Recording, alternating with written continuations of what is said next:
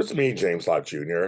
Welcome to a lot of help with James Lott Jr. We talk about mindset, health, wellness, everything. So on this episode, I'm not going to tell you my sex life. Where actually I don't have one. Don't worry about that. But I'm going to talk intimate details of my life, period. But I'm letting you know that I'm dating differently. You saw the title, you're like, what's James talking about? That I am dating differently. So it's more about mindset I want to talk about than anything else. So I'm going to go into any specifics. But I am theoretically putting myself back out in the market after 3 years of this pandemic or whatever. So 2020, 2021, and 2022.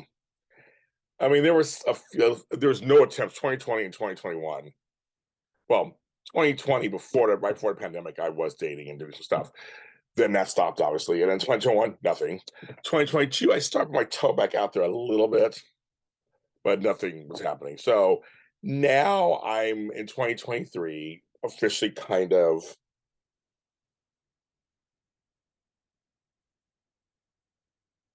It's so funny.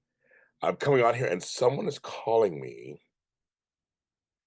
and they have a name that I am not recognizing. It's a name of somebody. That's so weird that they're calling me as I'm doing this show.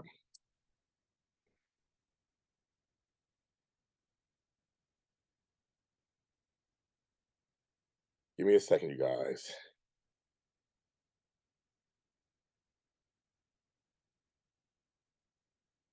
Don't know who that is. So sometimes on my phone, here's my because I have an iPhone. If I have a picture of somebody I'm talking to or know, or sometimes you can update their contact information. It's online through their phone. I usually do that. I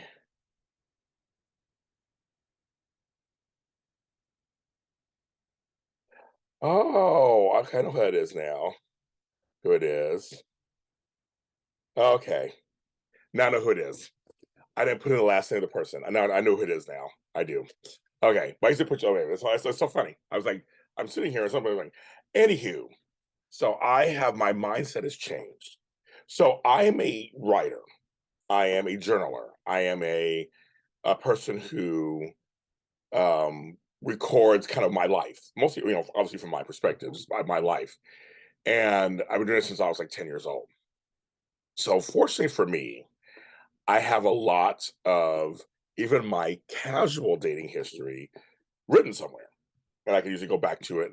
And on these iPhones too, sometimes if we've had a texting exchange and it's been like the last 7 years, sometimes it's still on my phone. I can look back, I scroll up, I'm like, oh, it's there still. It doesn't so things don't go away. It's kind of crazy.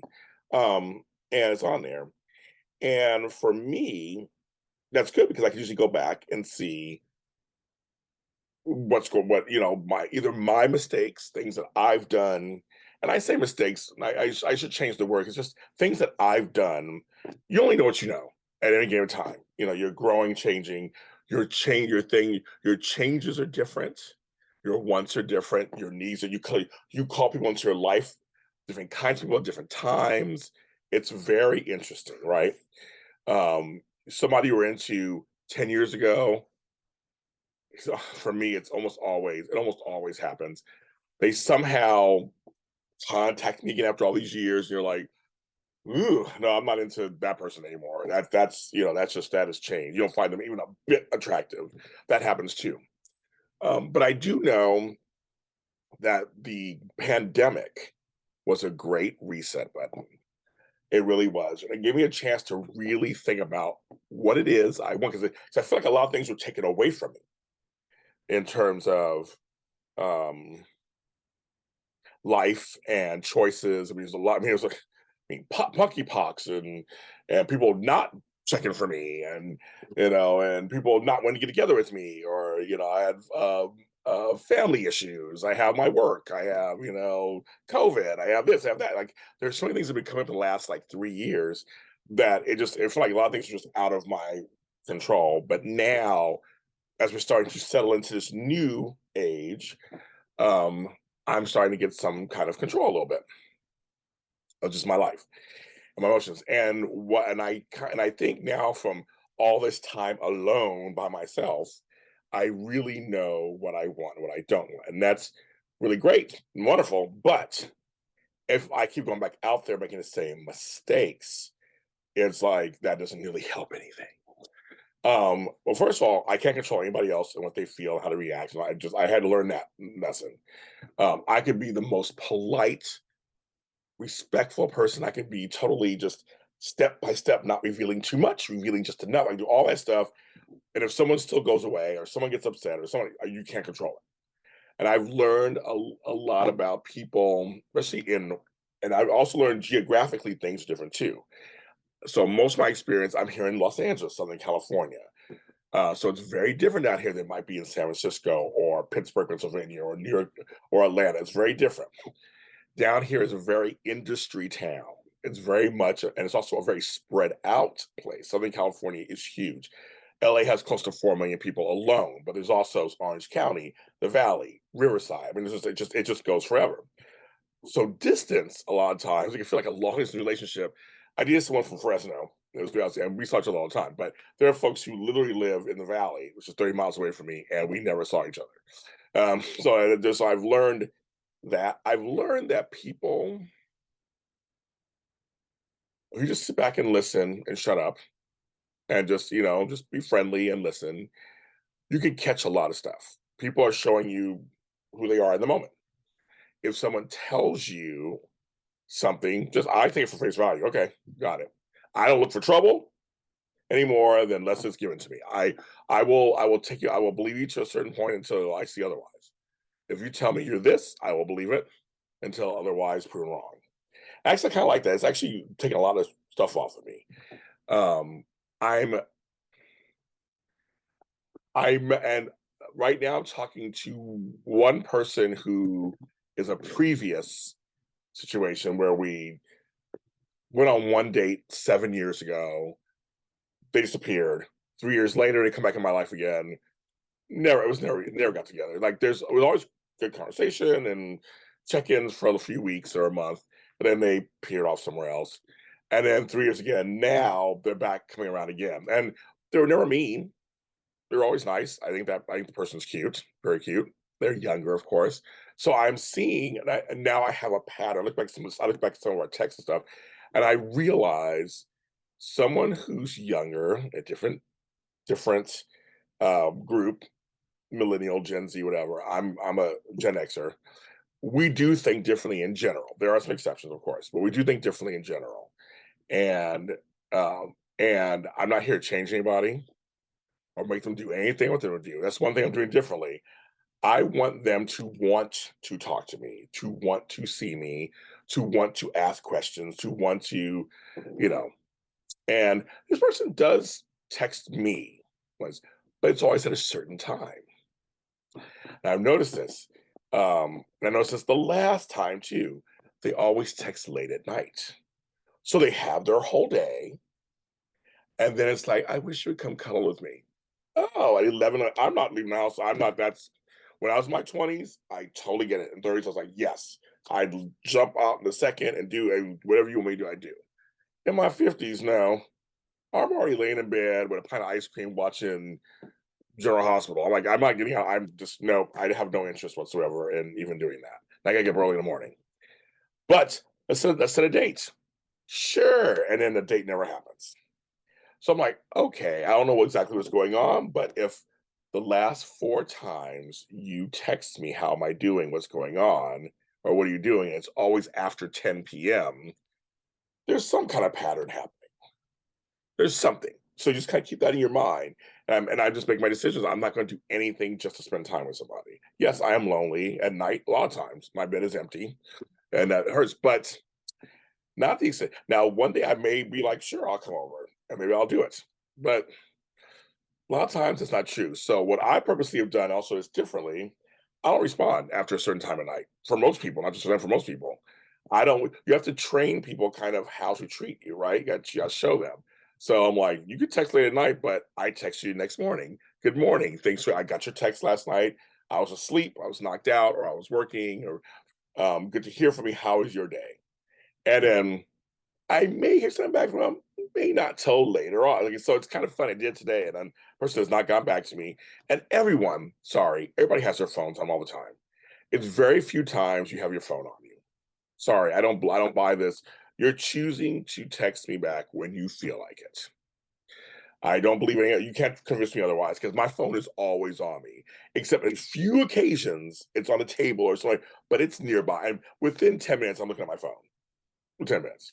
So that whole thing of, you text somebody and 5 hours later get back to you, it's because they chose 5 hours later to get back to you. And that's fine. I'm like, I don't even, and again, my mind says flipped. I was like, now that I kind of know that and get that, especially the ones where you're with them, these are your friends too. You're with them and their phone's always on them. But then when you're not with them, you don't hear from them for 5, 6 hours. Now, there are times, now I don't count if you're at work. I don't count if you are, on an airplane. Like certain places, yes, that does. You can't get back. That's fine. And I like folks actually tell me that. I'm from work from 8 to 5. I'm barely on my phone. I'm usually working. I can call you at lunch break or afterwards. So I got it. Yeah, just communication is number one. But but I've switched. I flipped the script on that too. Just go, okay, flip the script. Like, okay, it's fine. I'm upset. I also, I listen to people actually ask me questions. One of the problems about my profession, because I'm an interviewer and a host, and also I also run a business. I don't want to come across as an interviewer, like I'm interviewing. So what do you do? What do you do for a living? Blah, blah. I try to make it light and fun at first. Nothing I've changed to. I don't tell everything on the first talk or whatever. I don't just vomit diarrhea of just information. I'm just like, okay, how you doing? Happy Tuesday. How's life? I maybe mention the weather. You're pussy in LA. The weather's always a topic. Beach shoes, clothes, whatever, TV shows. I'm watching this show. Have you watched it? Like, get them going in those areas. And then you can get to the what do you do for a living? Do you live with roommates? That whole you get to that stuff later, whatever. What do you like in bed? All that, I like all stuff that can come later. You can always get that later. But first, like, can you establish a conversation? For me, conversation is very important in dating. Very important. Um, but I'm very aware people, again, I know this now, people will talk to you when they want to talk to you. They will give you some information if they want to give you much information. So that's fine. I mean, for me, I'm very like, if I like you or interested, I'm ready to just like, whatever you want to talk, let's talk. I'm open to communication. I'm excited to hear from you. I want to talk to you. I send a text if I want to, if I feel like hearing from you, I send a text. Good morning, how you doing? I'm that kind of person, but everybody's that way. And so I'm another person who I was kind of talking to kind of briefly, where they made a joke. They say it's a joke. I feel like it was a dig at me because they didn't like my answer or something. And I wasn't trying to offend you, so I played off guard. I'm not offended. I was offended, but I was like, I'm not gonna get into a fight with this person. They think they're being cutesy, but I've learned that turned me off. What they said to me, it felt like, I wonder if we got into a fight, would it be one of those things where you're gonna try to push my buttons and be a bunch of digs. And I'm like, that's just not for me. I'm not open to that. I don't want that. I'm trying to have a serious conversation with you, and you respond with a joke in quotes. Just joking, but I was talking about something about sexual size or something about sex or whatever. And I was like, yeah, I usually ask that way down the line. It's like right now, and it's even if we get to that, because right now we're just talking. We're not even there yet. I said if it was a sex date, then yes, of course. Then you want to know all this stuff. But like other than that, I'm like, that's like, and they like, well, that's not important to you. I go, well, no, it's important. I mean, yes, sexual compatibility is important, of course, on some level, yes. But we haven't even, I don't even know who you are. I mean, it's not, this is, you saying you don't want a one night stand. I'm saying I don't want a one night stand. So I want to get to know you a little bit first before we get into all this other stuff. And I said, because I'm older than this person again. And I go, I've been around a long time. So I've learned a lot. And they wrote back, I guess not enough because you're still single. And I was like, "Oh, that's bold," and I was offended by it. And I was like, "That's nothing to do with anything that I can be." Maybe because I'm single, because that's great. You don't even know my dating history. Maybe we talk about my dating history. You're assuming I just had failed relationships. That's why I'm single. That's a dig. Sorry, it's a dig. So I was like, okay, but I continue talking to this person to just kind of get to know them a little bit, see how far we go. And then it felt like I was interviewing them. And so they would answer questions, which was great. They would answer it, but they're not asking anything about me. And then, so now it's been 2 days. I purposely didn't, I'm like, I'll wait to see if they want to text me. I just haven't texted them. I'm like, I don't think we're a match. I really don't think we are. So, but I'm not going to make any declarations or big plans or big declarations. I'm just like, I'm just gonna sit here, and if they decide to say something, they say something. They don't say something, they don't say something. I mean, like, I'm not gonna worry about it. I'm fine. I'm finding that um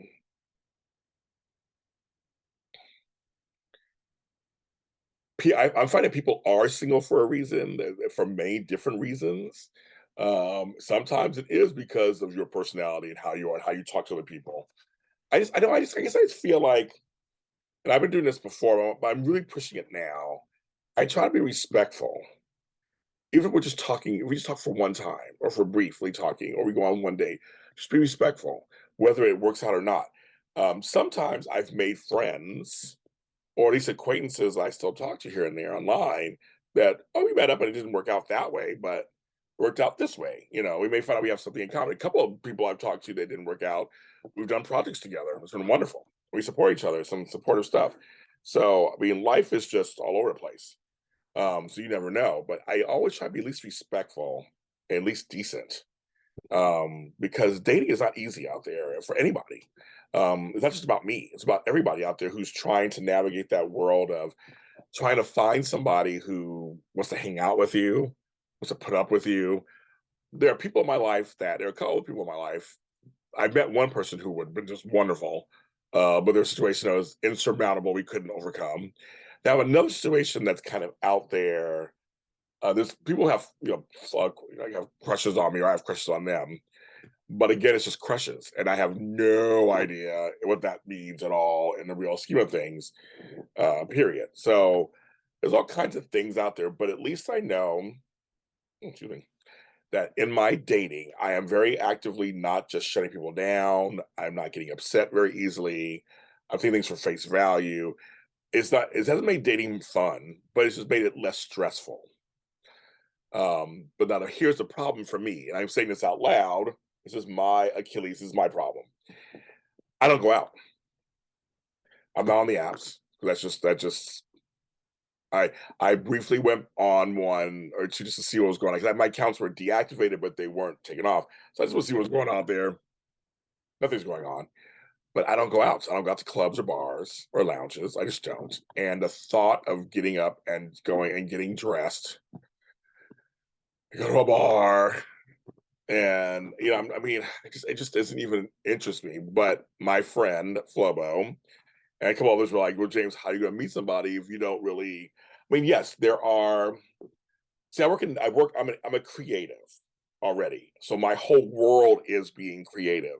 So for fun time, doing something creative is not fun. It feels like more work. I'm already, and fortunately, my work I love.